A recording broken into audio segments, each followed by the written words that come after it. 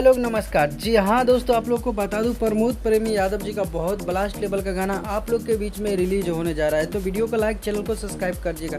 जी हाँ दोस्तों, गाने का नाम है भोला छाप साड़ी। जी हाँ दोस्तों, बता दूं इस गाने को प्रमोद प्रेमी यादव जी ने गाए हैं और गीत लिखे हैं मनीष रोहतासी जी ने और संगीत से सजाया है बच्चू बिहारी जी ने। भाई लोग इस गाने के जो है आप लोग के बीच में बहुत जल्द रिलीज़ किए जाएंगे। जी हाँ दोस्तों, म्यूजिक वाइड यूट्यूब चैनल के माध्यम से। जी हाँ दोस्तों, 1 से 2 दिन के अंदर में ये गाना आप लोग को सुनने को मिलेगा, जिस गाने का नाम है भोला छाप साड़ी। गाना काफ़ी लाजवाब क्या दोस्तों, आशा करते हैं ये गाना आप लोगों को काफ़ी पसंद भी आएगा।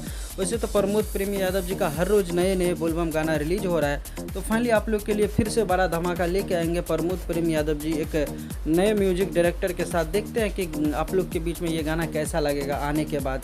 तो गाइस, वीडियो पसंद आती है तो एक लाइक और चैनल को सब्सक्राइब कर दीजिए। मिलते हैं नए वीडियो के साथ, तब तक के लिए bye bye, take care, love you all. देखते रहिएगा भोजपुरी चिप ऑफिशियल।